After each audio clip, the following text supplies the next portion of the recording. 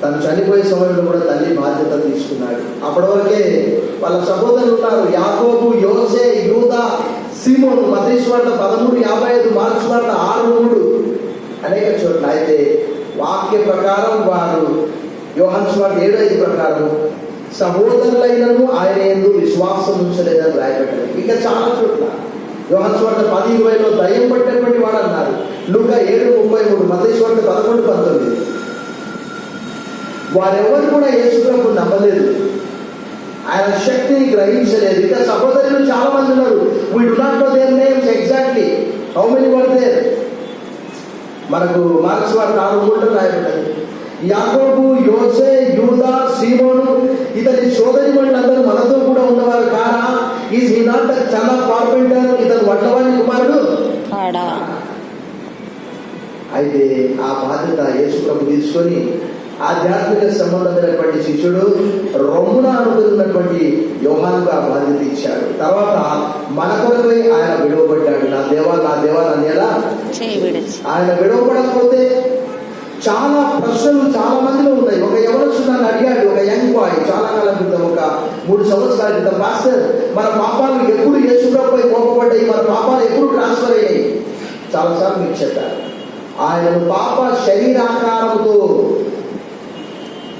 అతను నలుగుబట్టుటకు యెహోవాకు ఇష్టమాయె. It was the will of God to crush him. యెషయా గ్రంథం 53లో రాయబడింది ఆ విషయం 10వ వచనంలో. ఆయన విడవబడిన తప్ప మనము దేవుడితో సమాధానం కలిగలేము. తర్వాత తప్పికొనుచున్నానంటే ఆయన లేఖన ప్రకారం తప్పికొన్నాడు, ఆత్మల కొరకై దాహం కొని ఉన్నాడు.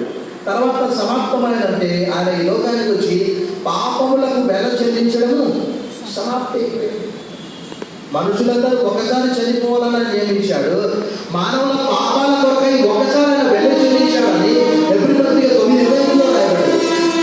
తర్వాత ఫాదర్ ఇంటూ దై hands I commit my spirit. తండ్రి నీ చేతికి ఆత్మను అప్పగిస్తున్నాను. గోతికి కాదు, శ్మశానానికి కాదు, చీకటికి కాదు, దేవుడికి అప్పచెప్పాడు. అయితే చూడండి, మానవులు ఎలా ఉన్నారంటే తల కోసి ముందు పెడితే అబ్బాయి ఇది వేసవి కాబట్టి భలే పుచ్చకాయ ఇది ఫ్రిడ్జ్ లో పెట్టుకొని కోసుకొని తిందామని అంట. యేసు ప్రభు వారు చూడండి, అపొస్తలుల కార్యం 1వ అధ్యాయం 4వ వచనంలో కొంత సమయం మనం వాక్య ధ్యానంలో బైబిల్ ఉన్నటువంటి వారు వేగంగా మనం కొన్ని సత్యాలు తెలుసుకుందాము. అపొస్తలుల కార్యం 1:4లో అక్కడ ఏమని రాయబడ్డదంటే, ఒక నిమిషం కూడా వచ్చు, శ్రమ పడిన తర్వాత 40 దినముల వరకు వారికి అగుపడుచు దేవుని రాజ్య విషయం గురించి బోధించుచు అనేక ప్రమాణములను చూపి వారికి తనను తాను సజీవుడిగా కనపరుచుకోలేదు. అనేక ప్రమాణములను అంటే పుట్టుబడుచు ఏమన్నా చూడండి, రుజువులను. ఏంటది? రుజువులు. ఈ లోకం ఏమడుగుతుంది? రుజువు అడుగుతుంది. ఇన్ఫాలిబుల్ ట్రూత్ అంటే వాస్తవమైనటువంటి సత్యము. 40 దినాలు యేసుప్రభువు కనిపించాడు. ఆయన ఏదైతే చెప్పాడో అదే చేశాడు, ఏది బోధించాడో దాని ప్రకారమే జీవించాడు. అయితే నేను ఇంతకుముందు గత మాసంలో కూడా తెలియజేశాను, మనము పునరుద్ధానం గురించి కేవలం ఈస్టర్ టైంలో, శ్రమల దినాల్లో, గుడ్ ఫ్రైడే టైంలో కాదు, కానీ సంఘ ఆరంభము పునరుద్ధానం పైన ఆధారపడి ఉన్నది. దేవుడి వాక్యంలో ఏమని రాబడిందంటే, ఆయన శరీర రీతిగా దావీదు కుమారుడైనప్పటికీ మృతులలో నుండి తిరిగి లేపబడ్డ ద్వారా ఆయన దేవుని కుమారుడని రుజువు చేసుకున్నాడు. అది రోమపత్రిక 1:4లో రాయబడింది. ప్రేమైనటువంటి దేవుని బిడ్డలారా, పౌలు కూడా ఆయన ఏం చేశాడు? పునరుద్ధానం గురించి చెబితే అపొస్తలుల కార్యం 17:32 నేను గత మాసంలో కొన్ని విషయాలు మాట్లాడాను. మనం ఎవరితో చెబితే సరే తర్వాత చూద్దాంలే 17వ అధ్యాయం 32వ వచనంలో మృతుల పునరుద్ధానమును గూర్చి వారు విన్నప్పుడు కొందరు అపహాస్యం చేశారు. యాక్ట్స్ 17:32. మృతుల పునరుద్ధానమును గురించి వారు విన్నప్పుడు కొందరు అపహాస్యం చేశారు. మరికొందరు దీని గురించి నువ్వు చెప్పున్నది ఇంకొకసారి తర్వాత ఇప్పుడు వీళ్ళారు. ప్రేమైనటువంటి దేవుని బిడ్డలారా, ఈ సాయంకాలం యేసు ప్రభు వారు చూపించినటువంటి ఆ ప్రూఫ్స్ ఏవో 4 సువార్తల్లో సువార్థికులు రికార్డ్ చేసినటువంటి వాటి నుంచి నేను క్షుణ్ణంగా క్లుప్తంగా మీ కళ్ళను ఉంచడానికి ఇష్టపడుచున్నాను. చాలా మంది అనుకునేది ఏంటి అని అంటే, యేసు ప్రభువు సిలువ వేసినప్పుడు దగ్గర నుంచి చూసినటువంటి వారు, వెంబడించినటువంటి వారు ఎవరు? స్త్రీలు. మీరు సువార్తలైనా కనీసం బాగా చదవండి, 89 అధ్యాయాలు ఉన్నాయి. సువార్తలైనా బాగా చదవండి, కనీసం ఇతరులకు సువార్త చెప్పాలన్నా మన విశ్వాసం బలపడాలన్నా. స్త్రీలు యేసు ప్రభువును వెంబడించారు. చనిపోయిన తర్వాత సమాధి చేయబడ్డప్పుడు పునరుత్థానమైన తర్వాత కూడా వారికే మొట్టమొదటిగా మగ్దలేని మరియకు కనిపించినట్లు అక్కడ రాయబడి ఉంటున్నారు. అయితే చాలా మంది అనుకునేది ఏంటి అని అంటే, నేను 3 విషయాలు చెప్తాను, ఇక చాలా ఉన్నాయి. కానీ ఆ 3 విషయాలు మొట్టమొదటి ఏంటి అని అంటే, వారు చాలా చీకటిగా ఉన్నది కాబట్టి, అంతకంటే ముందుగా మరొక విషయం చెప్తాను. చాలా మంది నన్ను అడుగుతున్నారు ఏంటి అని అంటే, ఈ యెహోవా సాక్షులు, సెవెంత్ డే అడ్వెంటిస్ట్ వాళ్ళు ఏం చేస్తున్నారంటే, చాలా మందిని ట్రాప్ చేస్తూ ఉన్నారు. వారు మనకంటే ఎక్కువ పని చేస్తారు. మన సువార్థికులు తక్కువగా ఉన్నారు, వారి సువార్థికులు ఎక్కువగా ఉన్నారు. రోజు వారు 8 గంటలు పనిచేస్తున్నారు వారి మతంలో కలుపుకోవడానికి.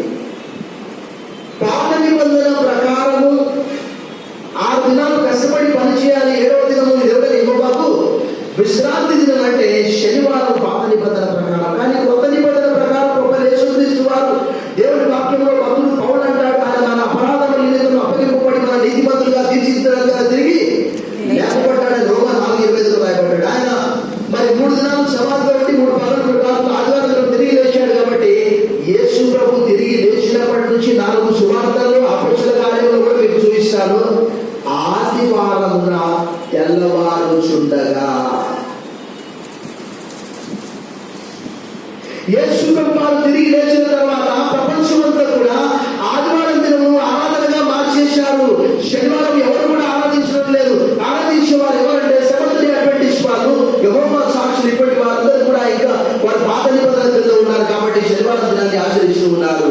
మత్తయి, మార్కు, లూకా, యోహాను మాత్రమే కాదు, కానీ అపొస్తలుల కార్యంలో భక్తులైనటువంటి పౌలు అక్కడ రాయబడినటువంటి మాట ఏంటి అని అంటే, అపొస్తలుల కార్యములు చూడండి, అక్కడ అపొస్తలుల కార్యంలో 20వ అధ్యాయం 7వ వచనంలో, ఆదివారంలో మేము రొట్టె విరుచుట కూడినప్పుడు పౌలు మరునాడు వెళ్ళనై ఉండి వారితో ప్రసంగించు అర్ధరాత్రి వరకు విస్తరించి మాట్లాడుతుంటారు.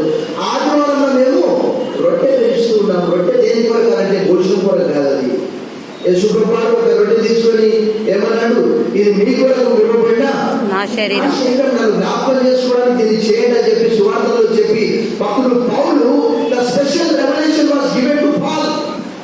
పౌలు యేసు ప్రభువుతో కూడా లేడు, కానీ దర్శనం ద్వారా కనిపించాడు. యేసు ప్రభువుతో కూడా లేడు, కానీ కొరింథీయులకు రాసిన మొదటి పత్రిక 11వ అధ్యాయంలో ప్రభువు నాకు అప్పగించాడు అని అంటే, ఎప్పుడు అప్పగించాడు? ప్రభుత్వం కూడా ఎప్పుడున్నాడు? ఆయనదే అథెంటిక్ గా. ఎవరైనా చదివితే అదే చదువుతారు. కొరింథీయులకు రాసిన మొదటి పత్రిక 11, 23, 24, 25. కాబట్టి ఇది మొట్టమొదటి మనము క్లియర్ చేసుకోవాలి. క్రిస్టల్ క్లియర్ ఏంటి అంటే, ప్రభువు ఆదివారం దిన లేచాడు కాబట్టి this is a holy day. ఇది పరిశుద్ధమైనటువంటి దినము. అప్పటి నుండి క్రైస్తవులందరూ కూడా మన భారతదేశంలో మాత్రమే కాదు, కానీ ప్రపంచవ్యాప్తంగా ఆదివారం దినమున, నిన్న నేను ఒక ఇంటికి వెళ్ళాను ప్రార్థనకి. ఆ యవనస్తుడు 89 రోజులు అమెరికాలో ఉన్నాడు. అతను ఏం చెప్తున్నాడంటే, ఆదివారం రెస్టారెంట్లన్నీ బంద్ ఉన్నాయి, చాలా పెట్రోల్ బంకులు బంద్ ఉన్నాయి, ఎందుకంటే వాళ్ళందరూ చర్చికి వెళ్తున్నారని చెప్పాడు. దేవుడికి స్తోత్రం. నాగాలాండ్కి వెళ్ళాను నేను 2011లో నా బీడీ కాన్వొకేషన్ కొరకు. అక్కడికి కూడా చూస్తే ఆదివారం రోజు ఎటువంటి చర్చెస్ అంటే అక్కడ 90% క్రిస్టియానిటీ కాబట్టి అక్కడ ఒక్కొక్క చర్చి ఒక 2,000 మంది, 3,000 మంది, 4,000 మంది, 5,000 మంది పట్టే చర్చి. నెల్లూరు జనాభా 10 లక్షలు అని చెప్తారు. 10 లక్షల మందికి సరిపడా చర్చెస్ ఉన్నాయి ఎక్కడన్నా? లేవు. లోన్ స్టార్లో 1వ సర్వీస్కి వస్తే 2,000 మంది రావచ్చు. 2వ సర్వీస్కి వస్తే ఒక 1,200 మంది, 1,500 మంది రావచ్చు. 3వ సర్వీస్ అంటే హార్ట్ టైం కాబట్టి 500 మంది రావచ్చు, 600 మంది రావచ్చు. టౌన్కి ఒక 1000 మంది పోవచ్చు. లక్షలైతే లేదు. మొత్తం కలిపితే 1,00,000 మంది అయితే తెలియదు. కానీ నాగాలాండ్లో ఆదివారం రోజు chicken, mutton, pork, petrol bunk shop ఏది కూడా ఉండదు. అది మనం గ్రహించాలని ప్రభుపేట కోరుతున్నాను. తర్వాత ఇక్కడ చూస్తే 4 సువార్తల్లో వేగంగా మనం క్విక్గా వెళ్తాము. యోహాను సువార్త 20వ అధ్యాయం చూసాం. అక్కడ చాలా చీకటి ఉండగానే రాయబడ్డాడు. చూడండి, ఆదివారం 20వ అధ్యాయం మొదలు వచ్చినప్పుడు ఆదివారం ఇంకను చీకటిగా while it was still darkness అని ఆంగ్లంలో రాయబడ్డది. అంటే అర్థమైందంటే చీకటిగా ఉంది కాబట్టి వేరే సమాజం దగ్గరికి పోయి చూసిండ్రు, అక్కడ యేసుప్రభు లేడు. అర్థమవుతుందా? కరెంట్ పోయింది, నేను వాటర్ బాటిల్ ఇక్కడ పెట్టాను, ఎక్కడుందో తడుపుకుంటున్నాను అనమాట. చాలా మంది యొక్క అభిప్రాయం అది. అర్థమవుతుందని చెప్పేది. చాలా మంది అనుకుంటున్నారు ఏంటి అంటే సమాధి ఒక చోట ఉంది, స్త్రీలు పోయి మరొక చోట వెతుకుతూ ఉన్నారు. ఇంకా మనం చూసాం, మత్తయి సువార్తలో చూసాం 28:1 చూసాం వేగంగా. మత్తయి సువార్త 28:1 విశ్రాంతి దినము గడిచిపోయిన తర్వాత చాలు, విశ్రాంతి దినం గడిచిపోయిన తర్వాత ఆదివారం తెల్లవారుచుండగా డాన్ అని ఆంగ్లంలో రాయబడి ఉంటుంది. ఇక్కడనేమో ఇంకా చీకటి. ఇంకా మార్క్స్ వార్త 16:1 చూడండి వేగంగా. మనకున్నటువంటి కొద్ది సమయంలో కొన్ని విషయాలు నేర్చుకుందామా? ఒక నిమిషం, 2వ వచనం. ఆదివారమున పెందలగా లేచి బయలుదేరి సూర్యోదయమైనప్పుడు చాలు. ఎప్పుడైందంట అది? సూర్యోదయం అయిందంట. అంటే తెల్లారింది అనమాట. తెల్లారి మీరంతా నాకు కనిపిస్తున్నారా? లేదా కనిపిస్తున్నారా? రాత్రి కూడా కూడా లైట్ ఉండేవో కనిపిస్తున్నారు. అయితే చాలా మంది అనుకునేది ఏంటి అంటే వారు వేరొక సమాధి వద్దకు వెళ్ళారు కాబట్టి అక్కడ యేసుప్రభు లేడు, ఏదో లేచాడని చెప్తూ ఉంటారు. అయితే మీకు చూపిస్తాను చూడండి. సిలువ వేయబడినప్పుడు సిలువ మీద నుండి యేసుప్రభు వారి యొక్క బాడీని, ఆ డెడ్ బాడీని కిందికి దించినప్పుడు సైతము అక్కడ సమాధికి ఎదురుగానే, అంటే నేను ఇలా ఉన్నాను, ఆ కీబోర్డ్ వైపు దాని వైపు అలా చూస్తూ ఉన్నాను, అంత దూరంలో ఉన్నాను. చూడండి, మార్క్స్ వార్త 15వ అధ్యాయము చూడండి. మార్క్స్ వార్త 15వ అధ్యాయం 40వ వచనం చూడండి. మగ్దలేనే మరియు యోసే తల్లి అయిన మరియు ఆయన ఉంచబడిన చోటు. ఒక సువార్తికుడు మాత్రమే కాదు. మత్తయి సువార్త 27వ అధ్యాయం చూడండి. మత్తయి సువార్త 27వ అధ్యాయము 62వ వచనం. మగ్దలేనే మరియు వేరొక మరియు అక్కడనే సమాధికి ఎదురుగా కూర్చుండి ఉంది. ఎక్కడ కూర్చున్నారట? ఎదురుగా ఉడికిలే అనమాట. ఆ తలుపు దర్వాజా ఉంది కదా, అలానే చూస్తూ ఉన్నారు. ఇంకా వేరే సమాధి ఎందుకు వెళ్తాం మనం? కాబట్టి ప్రేమైనటువంటి దేవుని బిడ్డలారా, ఇంకా చాలా చోట్ల కూడా రాయబడి ఉంటున్నది వాళ్ళు అక్కడే ఉన్నారు. ఇంకా వాళ్ళు చేసినటువంటి పని ఏంటంటే చూడండి, యోహాను సువార్త 19వ అధ్యాయంలో చూడండి. యోహాను సువార్త 19వ అధ్యాయంలో అక్కడ రాయబడినటువంటి మాట ఏంటి అంటే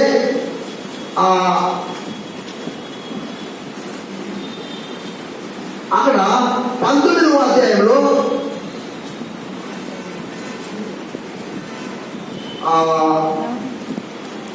నలుగురు వచ్చి చూడండి. ఆ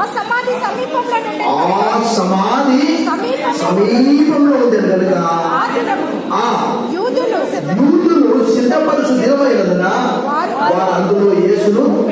ఇంకా లూకా సువార్తలు కూడా రాయబడి ఉంటున్నది. అంటే లూకా సువార్తలు కూడా మీకు చూపిస్తాను. లూకా సువార్త 23వ అధ్యాయము చూడండి. అక్కడ ఉన్నటువంటి ఆ స్త్రీలు 55వ వచనం 56వ వచనం. అప్పుడు గలిలయ నుండి ఆయనతో కూడా వచ్చిన స్త్రీలు వెంట వెళ్ళి ఆ సమాధిని, ఆయన దేహము ఎలా ఉంచబడినో చూచి తిరిగి వెళ్ళి సుగంధ ద్రవ్యములను, పరిమళ తైలములను సిద్ధపరిచి ఆజ్ఞ చొప్పున విశ్రాంతి దినమున. అక్కడ 4 సువార్తలు రాయబడిందండి. వారు కనిపెట్టుకొని ఉన్నారు. అంటే వేరే సమాధి వద్దకు వెళ్ళారు అనేది ఒకటి, కానీ వారు అక్కడ ఎదురుగా ఉన్నారు, వేరే సమాజంలోకి వెళ్ళలేదు. ఎందుకంటే మనం యోహాను సువార్తలో చూస్తే అక్కడ రాయబడినటువంటి మాట ఏంటి అని అంటే, అక్కడ 20వ అధ్యాయంలో చూడండి, 11వ వచనంలో చూడండి, సమాధి బయట నిలిచి ఎక్కడ వెళ్ళినది ఆమె, బయట నిలిచి ఏడుస్తూ అక్కడే ఉన్నది. ఏడుస్తూ ఏమంటుంది, ఆమె ఏడ్చుచు సమాధిలో వంగి చూడగా చాలు. చూసినప్పుడు వారికి అందరికీ అనిపించింది ఏంటి అని అంటే, అక్కడ యేసుప్రభు వారు లేదు. ఇది మొట్టమొదటిది. రెండవది ఏంటి అని అంటే, చూడండి, చాలా మంది చెప్పే మాట ఏంటంటే, యేసుప్రభు వారు దాదాపుగా 36 గంటలు శ్రమ పడ్డాడు కాబట్టి శిలువ పైన అంతకంటే ముందు రోజు ఆయన మూర్ఛపోయాడు. మూర్ఛపోతే శిష్యులు తీసుకుపోయి అక్కడ పెట్టి మళ్ళా తర్వాత ఏదో ఎంపామింగ్ చేసి బయటికి తీసుకొని వచ్చారు. ఎందుకంటే చూడండి, మత్తయి సువార్త 27వ అధ్యాయంలో రాయబడినటువంటి మాట చూడండి. మత్తయి సువార్త 27వ అధ్యాయంలో వారు అనుకునే మాట, Gospel according to Saint Matthew chapter 27, అక్కడ 63వ వచనంలో చూడండి, అయ్యా ఆ వంచకుడు సజీవుడై ఉన్నప్పుడు 3 నెలల తర్వాత నేను లేచనని చెప్పినది నాకు అంత మట్టుకల జ్ఞాపకం పెట్టుకున్నాను చాలే. కాబట్టి 3వ దినం వరకు సమాధిని భద్రము చేయని ఆజ్ఞాపించుము. వాని శిష్యులు వచ్చి వాడిని ఎత్తుకొని పోయి ఆయన మృతుల్లో నుండి లేచినని ప్రజలతో చెప్పుదురేమో. అప్పుడు మొదటి వంచన కంటే కడపటి వంచన మరి చెడ్డదై ఉంటుందని చెప్పి ఇలా అన్నాడు.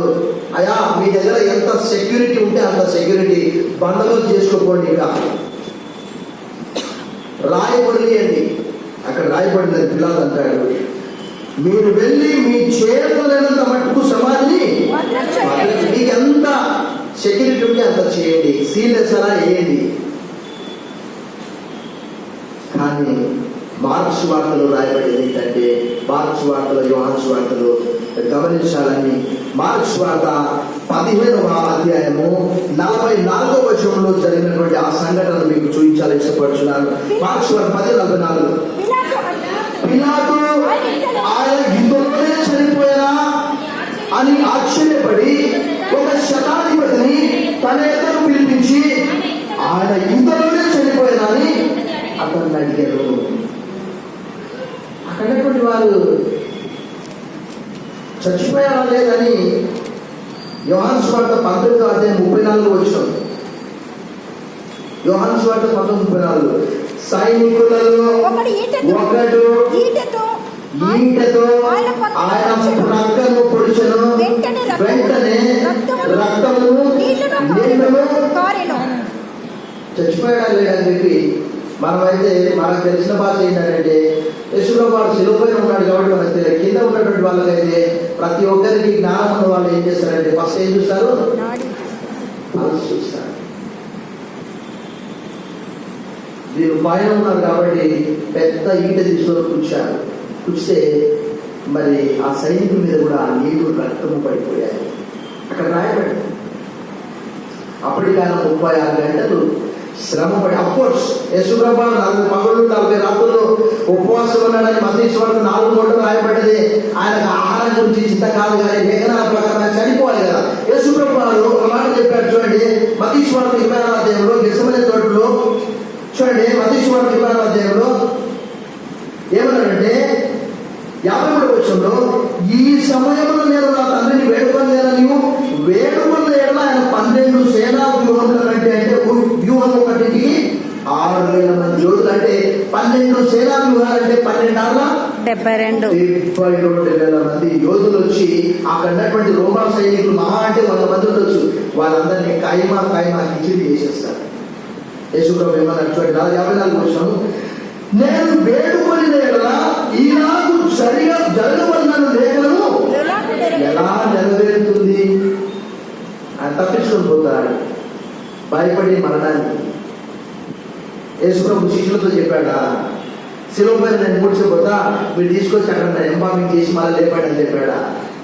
నేను చచ్చిపోతానని మొదటి నుంచి చెప్తూనే ఉన్నాడు. ప్రేమనటువంటి దేవుడు బిడ్డలారా, ఇది చాలా మంది అంటే ఆయన అంతకంటే ముందుగా మన దినంలో చూసాం కదా, ఉదయం 9 గంటలు మొదలుకొని మధ్యాహ్నం 3 గంటల వరకు మార్క్స్ వార్తలు రాయబడ్డ దగ్గర, మార్క్స్ వార్త 15వ అధ్యాయంలో చూడండి. అక్కడ మార్క్స్ వార్త 15వ అధ్యాయంలో యేసు ప్రభువు చేసినటువంటిది, gospel according to Saint Mark chapter 15.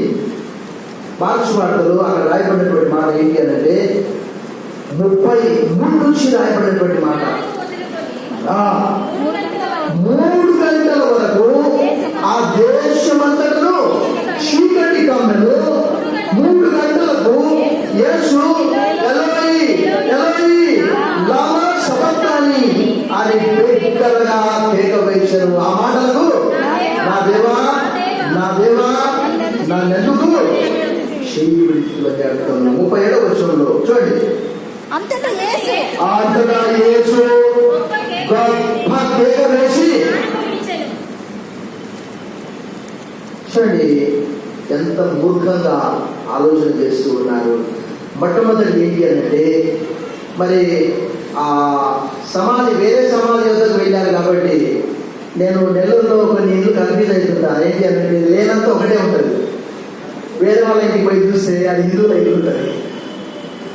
కానీ మీరు అలా కాదు, అక్కడే సమాధి దగ్గరనే కనిపెట్టుకొని ఉన్నారు వారు. ఎందుకంటే ఎప్పుడు తెల్లాడుతుంది, ఎప్పుడు ఆయన యొక్క దేహానికి ఎంబామింగ్ చేయాలి.